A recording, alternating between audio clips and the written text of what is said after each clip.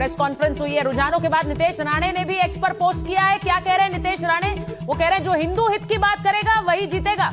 तो नीतीश राणे जो इस चुनाव में उनके कई बयानों ने सुर्खियां बटोरी, अब वो कह रहे हैं वही महाराष्ट्र पर राज करेगा जो हिंदू हित की बात करेगा। जितेंद्र दीक्षित से एक रिएक्शन ले लेते हैं। जितेंद्र देखिए, अब रिएक्शंस का दौर शुरू हो गया है। बीजेपी ने प्रेस कॉन्फ्रेंस करके कह दिया पाकिस्तान की धुन पर नाचने वालों की हार है। नीतीश राणे कह रहे हैं जो हिंदू हित की बात करेगा वही महाराष्ट्र में जीत दर्ज करेगा।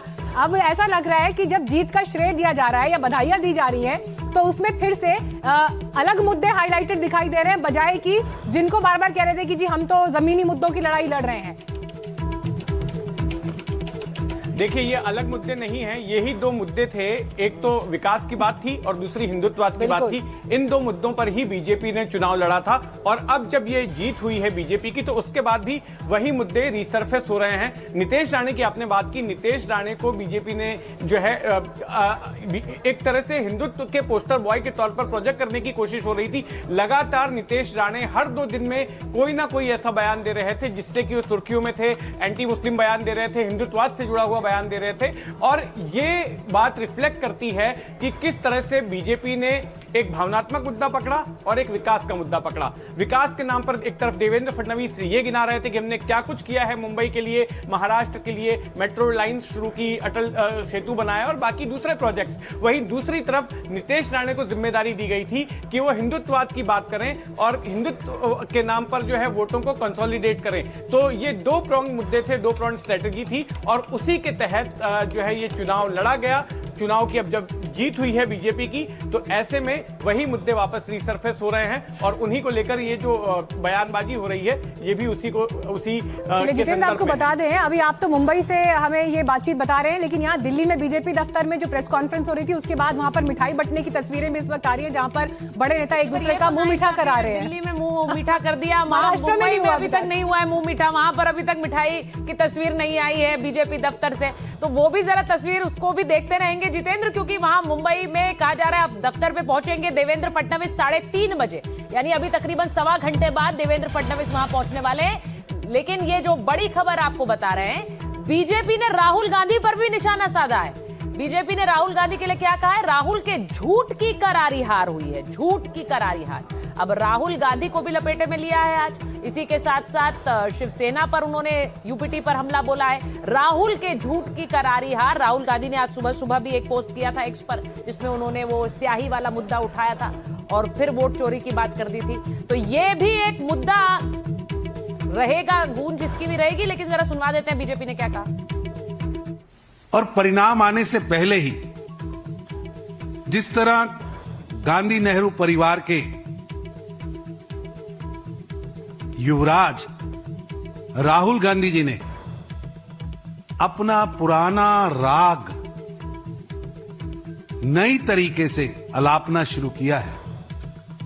कभी ईवीएम गलत है, कभी चुनाव आयोग गलत है, कभी वोटर लिस्ट गलत है, अब शाही गलत है। राहुल जी, गलत है आपके कारनामे, गलत है आपका इतिहास, गलत है आपकी हिमालयन मिस्टेक्स, गलत है आपकी नीतियां, गलत है पाकिस्तान की ट्यून पर भारत के अंदर ऑपरेशन सिंदूर के दौरान नागिन डांस करना, देश के खिलाफ एक विदेशी टूल किट के तहत भारत की भूमि में और विदेश की भूमि में अभियान चलाना। और इस वक्त हमारे साथ कांग्रेस पार्टी से आकाश यादव भी जुड़ गए हैं। आकाश जी, आपने भी सुना होगा बयान, अभी तरुण चुग लगातार प्रेस कॉन्फ्रेंस में ये कह रहे हैं कि पाकिस्तान की धुन पर जो नाच रहे थे, नागिन डांस कर रहे थे, जनता ने उनको हार का तमाचा मारा है। निशाना सीधे कांग्रेस पार्टी और राहुल गांधी की तरफ। देखिए, पाकिस्तान की बिरयानी कौन खा के आया पूरे देश ने, दुनिया ने देखा है। किसने ट्रंप के धुन पे नाच के मिशन सिंदूर के ऊपर सीज फायर किया, पूरी दुनिया ने देखा है। ये तरुण चुग जी जो आदरणीय राहुल गांधी पे आज बात कर रहे हैं, राहुल गांधी ने मिशन सिंदूर के ऊपर पाकिस्तान के ऊपर बैकफायर करने के ऊपर टीका की थी, ना कि इन्होंने जो सरेंडर किया ट्रंप के कहने पे, ट्रंप से डर के वो ये बात भूल रहे हैं और आज ये क्यों कवर फायर कर रहे हैं वो समझ के लीजिए। जिस राहुल लेकिन वो गांधी ये भी ने, कह रहे हैं कि राहुल देखिए, गांधी के झूठ की हार है और देखिए मैंडेट आज उनके पक्ष में है ना सर। हाँ, देखिए, आप ये भी तो वही दिख रहा है ना, मैं- जनता ने वही- उनको मैंडेट दे दिया है। वहीं पे मैंडेट मिलने के बाद भी आज इनको पाकिस्तान कहना पड़ रहा है, आज इनको हिंदुत्व कहना पड़ रहा है। इसका मतलब क्या है? ये कवर फायर है। जिस राहुल गांधी ने इनका वोट चोरी का कच्चा चिट्ठा देश के सामने रखा था, कैसे लोग चुनाव आयोग वोट चोरी करते हैं, कैसे किस तरीके से एक एक बात सिलसिलेवार जनता के सामने रखी थी, वही हरियाणा से लेके मध्य प्रदेश हो, महाराष्ट्र हो, बिहार हो, मोडस ऑपरेंडी सेम रही है। बीएमसी के अंदर भी कल हमने देखा ठीक है। किस तरीके से मार्कर पेन को यूज किया गया, किस तरीके से पोलिंग बूथ अचानक से बदल दिए गए, किस तरीके से धनबल का उपयोग हुआ। देखिए, भारतीय जनता पार्टी की ये जो जीत है, ये जन समर्थन से मिली हुई जीत नहीं है, ये संस्थानों का दुरुपयोग, ये पैसे का, धनबल का दुरुपयोग जो भ्रष्ट। देखिए, आकाश जी, सुनिए, आप ये मुद्दा उठा रहे हैं। मुझे ऐसा लगता है कि अगर आप लोगों ने ये मुद्दा उठाया है तो इसे सिर्फ सोशल मीडिया पोस्ट तक लिमिटेड मत रखिए, फिर इसे लेकर अदालत जाना चाहिए, क्योंकि ये सिर्फ सोशल मीडिया तक लिमिटेड रह जाता है, फिर वो वार आपका अधूरा ही रहता है। एक बार मैं बता दूं कि देवेंद्र फडणवीस थोड़ी देर बाद बीजेपी दफ्तर पहुंचेंगे। 3:30 बजे का समय है। विकास वहां है, पूजा हमारे साथ जुड़ी हुई है। विकास के पास जाऊं उससे पहले पूजा जरा बताइए, बीजेपी अभी यहाँ दिल्ली में तो लड्डू बट गए हैं, वहां बीजेपी दफ्तर में अभी तक विकास ने लड्डू नहीं खाया है, लेकिन अभी किस चीज का इंतजार है? 118 महायुति है, 78 महाअघाड़ी है और देवेंद्र फडणवीस का इंतजार है।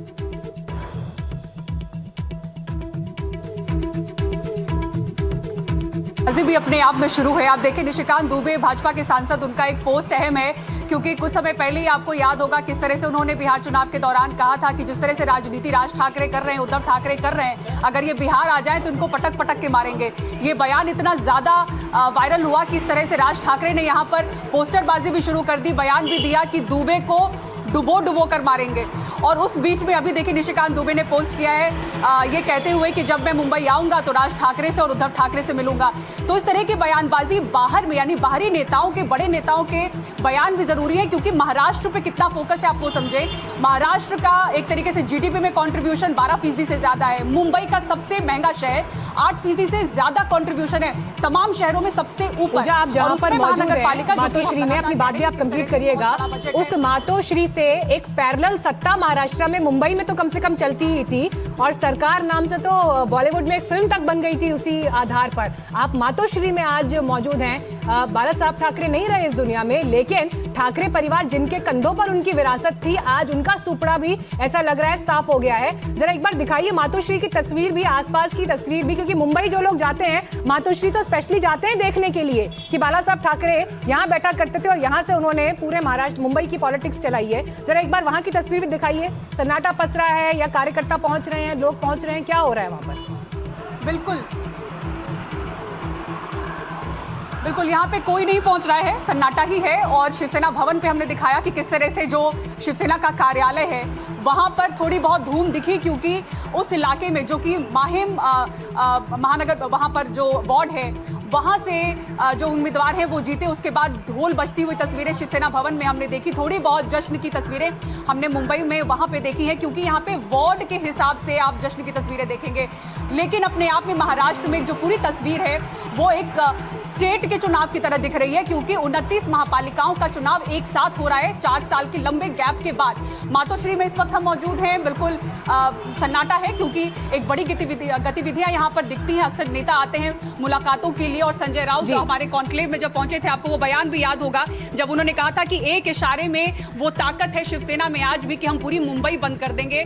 और उस बयान, वो तेवर, एक तरीके से सवाल भी हमने पूछा कि रस्सी जल गई बल नहीं गया, सुचारिता आपका ही सवाल था। तो इसलिए क्योंकि जो तेवर है वो आज एक तरीके से बीजेपी महायुति के सामने, यही सवाल, इसी सवाल का जवाब ढूंढने के लिए इस बीएमसी इलेक्शन में लगातार चर्चाएं हुई हैं पूजा, कि क्या शिवसेना अभी भी बीएमसी को, शिवसेना यूबीटी क्या अभी भी बीएमसी को रूल कर सकती है? क्या ठाकरे बंधुओं का वो अस्तित्व है कि वो मराठी मानुष और बीएमसी पर अभी भी काबिज होंगे? जो तस्वीर और जो नंबर्स हमारी स्क्रीन पर हैं उससे लग रहा है नहीं। आसिफ बामला साहब हमारे साथ जुड़ गए हैं, बीजेपी के नेता हैं, प्रवक्ता हैं। आसिफ साहब, 118 स्क्रीन पर नजर आ रहे हैं, आपको क्या लग रहा है कहां तक जाएगा ये आंकड़ा? नहीं, ये 100% विकास की जीत है।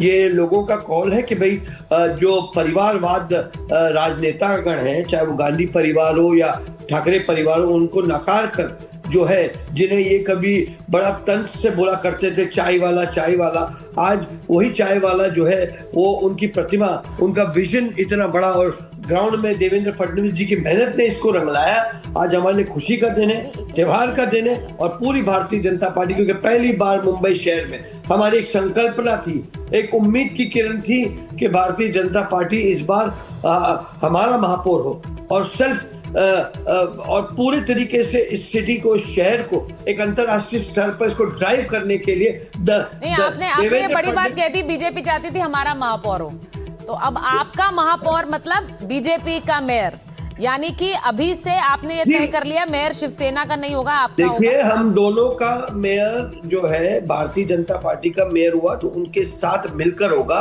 मुंबई में अगर हमारा हुआ, हो सकता है नहीं, पर थाने मेयर में तो एक ही होगा ना सर। नहीं, अभी से तय हो गया है। नहीं, मुंबई में हमारा मेयर हुआ तो थाना में सेना का भी हो सकता है। तो ये पार्टी का निर्णय है। अच्छा, ये है ट्रीटी, ये है डील। महाराष्ट्र में बीएमसी में हमारा, थाने में तुम्हारा। आप लोग विषय को गोलमोल कर एक तीसरे नैरेटिव पर जाना चाह रहे हो। नहीं, एक बार सुशी बेन शाह जी से पूछ लेते हैं मीनाक्षी। हम तो जानना चाह रहे हैं मुंबई में किसका होगा, पुणे में किसका होगा, बड़ा क्लियर सवाल पूछ रहे हैं। ठीक है, सुशी बेन शाह भी है, ठीक है, आप ही के गठबंधन से सुशी बेन शाह भी है हमारे साथ। सर एक सेकंड रुक जाइए प्लीज। मैडम ये बताइए, ऐसा लग रहा है कि मुंबई में भाजपा का मेयर होगा, इस पर क्लैरिटी है उनको, आप लोग भी इस पर अग्रीड हैं, या कोई अंदर खाने कोई एक बातचीत क्लियर हो गई है कहाँ पे किसका मेयर होगा? हम मिलकर बनाएंगे, हमने कभी ये नहीं कहा। आप एक समझ दोनों मिलकर बनाएंगे, आप एक समझ लीजिए। हमारा जवाब सुन लीजिए प्लीज, जवाब सुन लीजिए। हाँ मैम बोलिए। बाबा जी बहुत बहुत अभिनंदन, कांग्रेचुलेशन। कैसे हैं आप? आपको भी बहुत बहुत बधाई हो। बस बढ़िया बढ़िया। मुंबई में भी सेना ने थैंक यू प्रदर्शन किया है, और थाने में भी जो है सारे रिकॉर्ड तोड़ते नजर आ रहे हैं। मुझे बहुत बहुत अभिनंदन आपका भी। चलिए, सारी बधाई आप हमारे स्क्रीन पर ही दूसरे को। पहले ये तो बताइए, मेयर तय है बीजेपी का बीएमसी में? अब उसका कोई महत्व रहा नहीं है। हम दोनों मिलकर जीत के ये महत्व वाली बात है। हाँ, कमला जी जस्ट अ मिनट, एक बात याद रखिए, हम महायुति तरीके से लड़े थे, जॉइंटली लड़े थे। हमारा गठबंधन 25 साल पुराना है। एनडीए से हम सबसे पुराने साथी हैं, मित्र हैं। देवेंद्र फडणवीस जी हमारे माननीय एकनाथ राव जी शिंदे बहुत गहरे दोस्त हैं। जो भी डिसीजन होगा महायुति के पक्ष में होगा, मुंबई कर में पक्ष में होगा, विकास के लिए होगा, महिलाओं के लिए होगा, अपने स्लम ड्राइवर्स के लिए होगा, अच्छे ग्रस्तों के लिए होगा, अच्छे घर के लिए होगा, हक का घर के लिए होगा, पोल्यूशन फ्री मुंबई के लिए होगा। यानी आप निश्चिंत हो जाइए, मेयर भाजपा भी बीजेपी का हो हमें बड़ा आनंद है, शिवसेना का हो तो अति आनंद है। ठीक है,